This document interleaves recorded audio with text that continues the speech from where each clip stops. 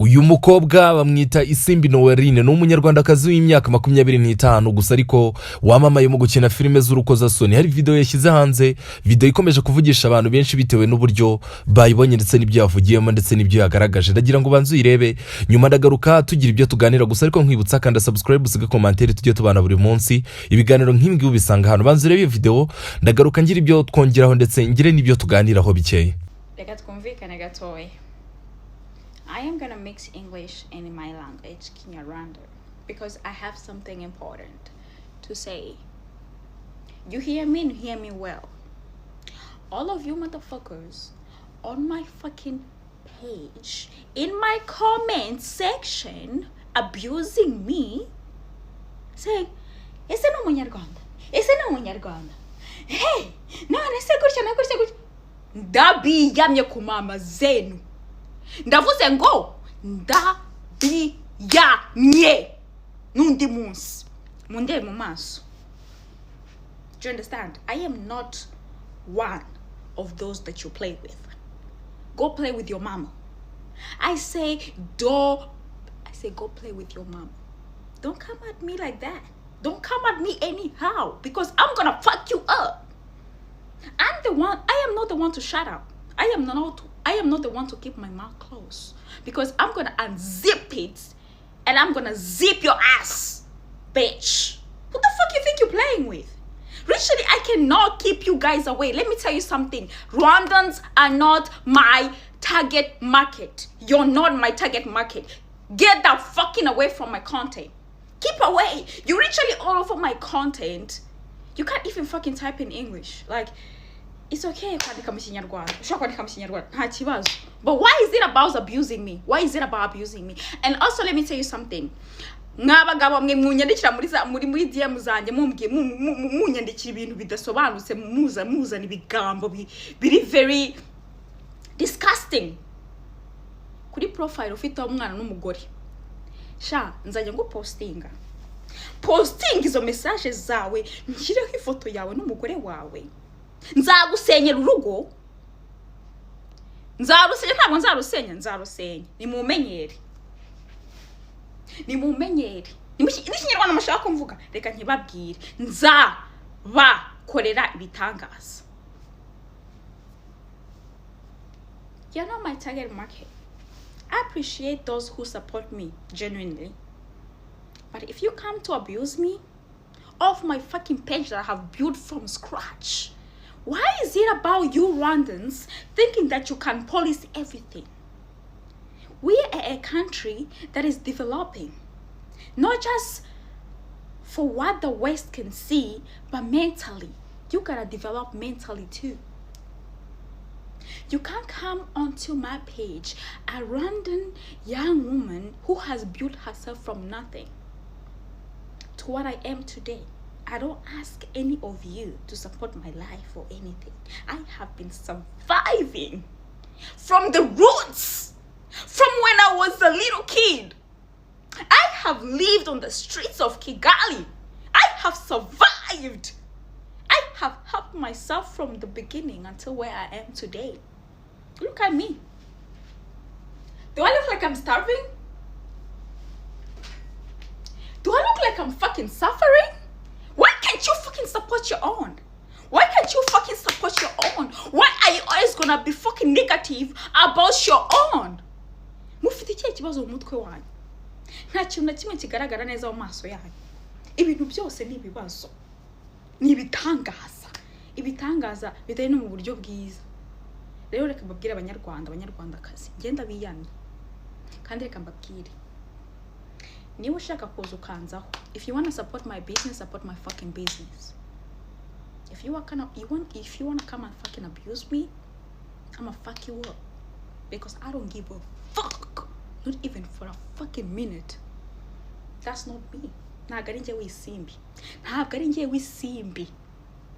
ISIMBI muzi mwanamenye guhera ku nshuro ya mbere. Ntabwo nigeze mpinduka. Ndacyari wa wundi. So n'undi munsi ku mama zenu. Nta kibazo, ahantu hose njya muramforomo. Isha yewe we murankurikira kweri, muri nkishishi. Mwamutonze umurongo, nta namwe mushobora kundeka. umpa amahoro. Ntago muri target market yanjye, please. Ntago muri target market yanjye. Niba udashaka kuza ngo supporting a business y'umuntu, umva my friend, mbona bishyize amafaranga yanjye, ubuzima bwanjye, imibereho yanjye, buri kintu cyose mfite muri njyewe ngishyira mu kazi nkora ntabwo ara, it's not fun, ntabwo ari ibyishimo, it's work. Nkuko byuka mu gitondo nkajya gukora muri Eco Bank, my friend, niko mbyuka mu gitondo nkajya gukora akazi nkora. Uri kubyumva? Uko consuming ako kazi nkora niyo mpamvu ngakora, kuko nakazi. Abazungu baravuga ngo if there is no demand, there is no supply. So I do what I do because there is demand. So I supply to the demand. So why the fuck are you being so short-sighted? Why are you being so stupid? Why do you think you can police everybody on social media? Leave me the fuck alone. You wanna abuse me? I am gonna come for you and your whole. Everything that belongs to you, I'm gonna come for it. Don't fucking play with me because I'm not one of those. Ikindi, mwumva ko abanyarwanda bafite ubwenge bwinshi, muzi kuvugira ibyo muvugira ibiki n'ibiki. Reka mbabwire, ama Gen Z. I was born in 2000. Avutse mu 2000. Maze imyaka 25 kuri iyi si. Biko byumva. Ibintu byonyine nize mu buzima bwanjye, ibintu nigishije, ibintu si yanigishije, naho ngeze mu buzima bwanjye. Niba nshobora kuba nibeshejeho nkigaburira nkikabura kimwe cyose mu buzima bwanjye nkeneye, warangiza wengegera, you low life piece of shit. You come to me and try to abuse me, harass me. Who the fuck you think you? Anyways, reka turekere ahangaha. Ariko rero reka mbabwire, mu bantu bose muzanaho umunwa, I am not one of them. I am not one of them, motherfucker. You come at me, I come at you hard as a fucking rock. I'll go hit you while it hurts, bitch. Don't fucking come at me like that, because the fuck you think you're playing with? ISIMBI.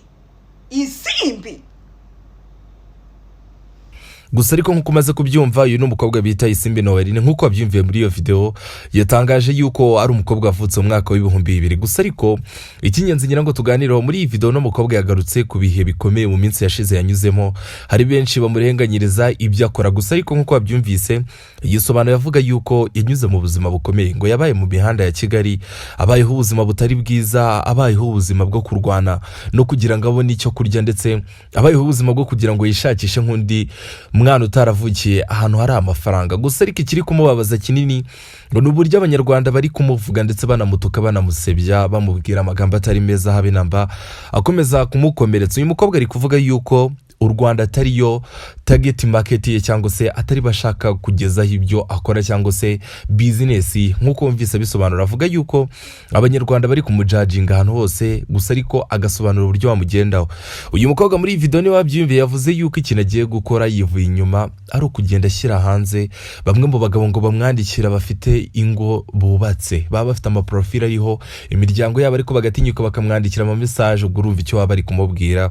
Uyu mukobwa yatangaje yuko agiye kubashyira hanze ahereye ruhande, avuga yuko icyo akora business ye nta muntu ugomba kumwinjirira, avuga yuko igihugu cy'u Rwanda atari yo target market ye, abari kubikorera nabandi, kuko abanyarwanda ngo ntacyo bamumariye, nabo kumuvuga gusa, nabo kumusiga isura mbi nubwo arabi wabo. Gusa ariko no mukobwa mu burakari bwinshi nkuko mwakomeje kubibona, yavuze yuko ari benshi bamwinjira bagashaka kumubangamira mu buzima bwe. Iyi video ntago yayivuze mu kinyarwanda cyuzuye, gusa ariko mu cyongereza babashije kubyumva muri kuyikurikirana muri aka kanya. Avuze uburyo abanyarwanda bamugenda bamubwira amagambo adafite ikisobanuro, cyangwa se bamutuka benshi. Uzakunde kureba aho bamupost yapostinze commentaires ziba zirimo nyinshi avuga yuko nkuko byuko kajya gukora muri bank cyangwa se ukajya mu mirimo yawe isanzwe cyangwa se ukajya muri business zisanzwe niko namwe mukwiye gufata ibyo akora avuga yuko ari business nk'izindi ari akazi nk'akandi ari akazi ke bagomba kubaha bakamenya yuko ariko kamutunze asobanura uburyo yaturutse mu buzima bubi cyane nta cyafite cyo guheraho ariko kugeza kuri uyu munsi akaba abayeho ubuzima bwiza akaba yisanga ahantu yihabura kimwe ashaka benshi avuga ati muramenye mugabanye ibyo muri kungendaho mutuze mu magambo menshi benshi banafashe nabe bavuga bati uyu mukobwa nta muco n'iki ngaratukana mu buryo bukomeye gusa ariko nawe uraza kumanuka muri commentaire umbwire ese uno mukobwa binatangaje urabivuga hiki gusa ariko ISIMBI Noeline ahamya yuko abantu bagomba gutuza bagomba kwakira ibyo akora bakumva yuko ari akazi nk'utundi aho kugira ngo bakomeze kugenda bamutuka cyangwa se bamusiga isura mbi ahanyuze hose avuga yuko ubu kugeza kuri uyu munsi ahanyarukiye ahantu hose asanga abanyarwanda bamukurikira amagambo bamubwira ariko baramwe adahinduka gusa ariko icyo nagira ngo tugaruke muri aka kanya ni video y'uyu mukobwa bita ISIMBI Noeline watangaje ayo magambo ameze gutyo gusa ariko nyenga ibisanzwe di Flox Aime kanda subscribe tujye tubana buri munsi biganiro nk'ibi biryo y'amatwi n'ahandi bisanga ari kuri Flox TV show ndagushimiye cyane.